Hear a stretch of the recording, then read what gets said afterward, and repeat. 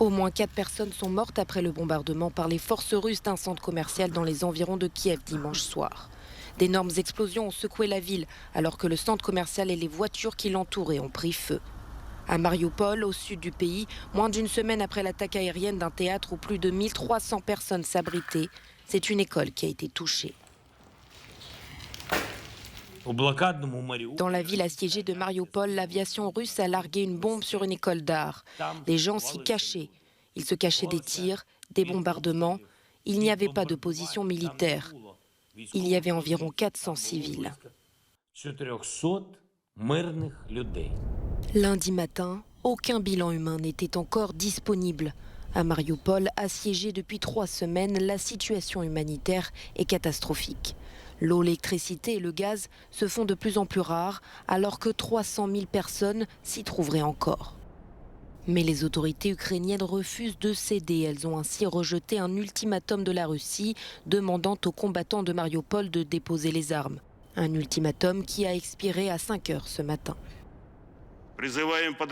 Nous appelons les unités de forces armées ukrainiennes, les bataillons de défense territoriale, les mercenaires étrangers à cesser les hostilités, à déposer les armes et le long des corridors humanitaires convenus avec la partie ukrainienne à entrer dans les territoires contrôlés par Kiev. Dans le nord-est, la deuxième ville du pays, Kharkiv, continue elle aussi de subir d'incessants bombardements. Selon des chiffres officiels ukrainiens, au moins 500 personnes y ont été tuées depuis le début de la guerre. Le président Volodymyr Zelensky, qui ne cesse inlassablement depuis Kiev de demander toute l'aide internationale possible, a demandé à Israël de soutenir clairement son pays. Il a aussi indiqué qu'il pensait que Jérusalem serait le bon endroit pour négocier la paix avec la Russie.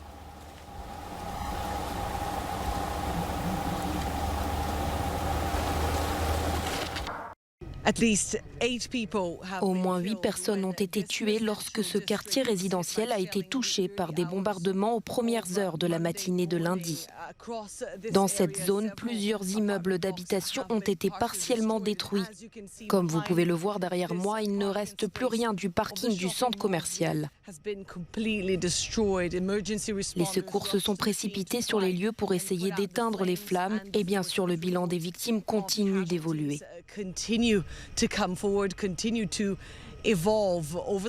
Ces derniers jours, plusieurs quartiers résidentiels de la capitale ukrainienne ont été bombardés. La plupart du temps par des morceaux de missiles interceptés par la défense antiaérienne ukrainienne.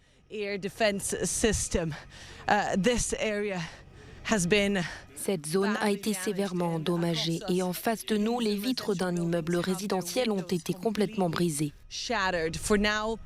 Pour l'instant, les soldats ukrainiens disent qu'ils tiennent leur position sur plusieurs fronts dans les banlieues de Kiev.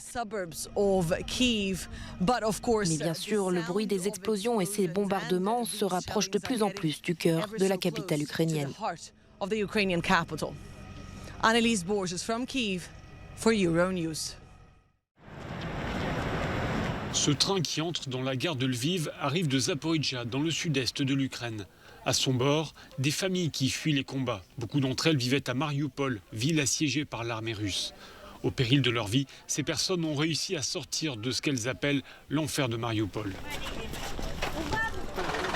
Quand ce n'est pas par train, c'est par autocar ou par voiture que les populations font route vers les régions moins exposées. Nous sommes ici à Brovary, non loin de Kiev.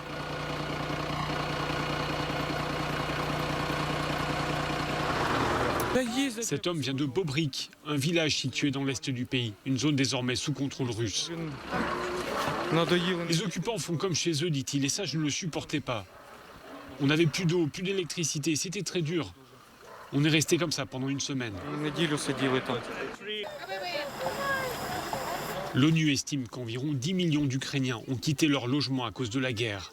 Ils sont nombreux à rester en Ukraine, hébergés par des proches dans des villes ou des villages plus calmes.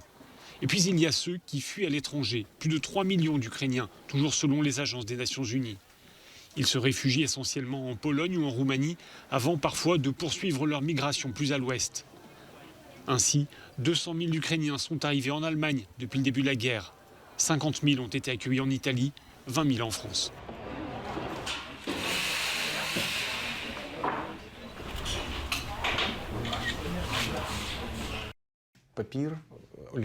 La guerre en Ukraine, certains la livrent armes à la main, d'autres avec des crayons ou des pinceaux. Alexandre Nikitouk nous reçoit dans son atelier à Vinnytsia, dans le centre de l'Ukraine. Depuis le déclenchement du conflit, l'artiste s'est fait militant. Ici, le président russe s'est présenté comme un pervers. Il rêve de conquérir toute la planète. Le caricaturiste ukrainien tourne en dérision l'utilisation de la lettre Z, considérée comme le symbole du soutien à l'invasion russe. Zorro punit le soldat russe en lui disant que ce n'est pas bien de voler l'identité visuelle des autres. Cela relève du droit d'auteur.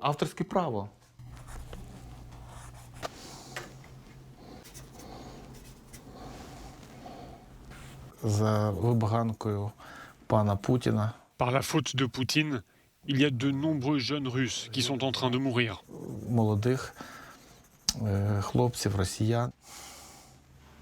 Que valent ces dessins face aux tanks de l'armée russe? Le théâtre d'opération n'est pas le même. Pour le caricaturiste, la bataille à gagner, c'est celle de l'opinion.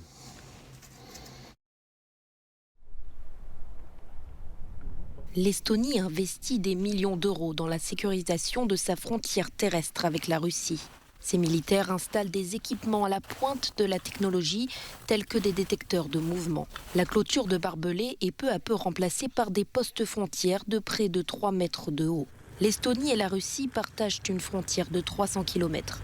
La ville estonienne de Narva se trouve directement sur cette ligne de démarcation, au nord-est de l'Union européenne. Environ 22,5 millions d'euros sont prévus pour s'assurer qu'il n'y aura aucune faille aux frontières extérieures de l'UE. Par exemple, des drones, différentes positions de radar, des patrouilles, afin de s'assurer que personne ne puisse entrer dans l'Union européenne par quelque moyen que ce soit en utilisant nos frontières extérieures. À l'université de Narva, le ministre estonien de la Défense s'efforce de parler russe. Ce débat public est organisé par son cabinet et les thèmes abordés sont la protection des frontières, l'autodéfense et la propagande russe. L'Estonie est-elle la prochaine après l'Ukraine?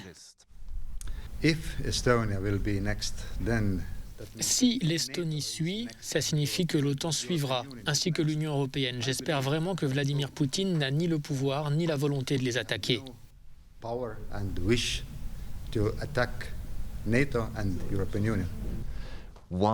Pourquoi êtes-vous venu ici, à Narva?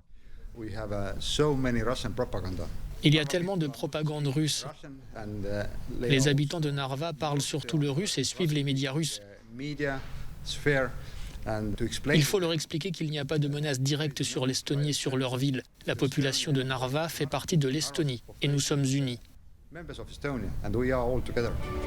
Plus de 90% de la population locale est russophone. Ces dernières années, d'énormes efforts ont été déployés pour mieux les intégrer dans la société estonienne.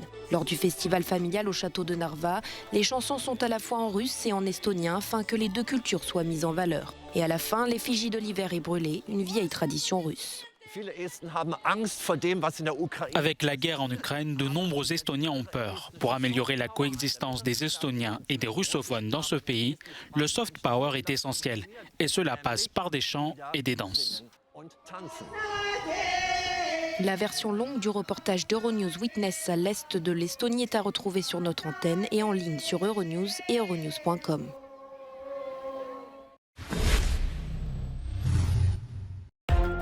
Selon un membre de l'administration américaine, les États-Unis vont officiellement indiquer que les violences commises par l'armée birmane à l'encontre des Rohingyas relèvent de crimes contre l'humanité et d'un génocide. La junte militaire fait déjà l'objet d'une procédure au sein de la Cour internationale de justice. Depuis 2017, 740 000 membres de cette minorité musulmane ont fui vers le Bangladesh. Au moins 6 personnes sont mortes suite au naufrage d'un ferry au Bangladesh. L'accident s'est déroulé à une vingtaine de kilomètres au sud-est de la capitale Dhaka. Un cargo a percuté un ferry transportant plusieurs dizaines de passagers sur une rivière. La police rapporte que plusieurs personnes sont parvenues à nager jusqu'au rivage, mais elle cherche encore des survivants.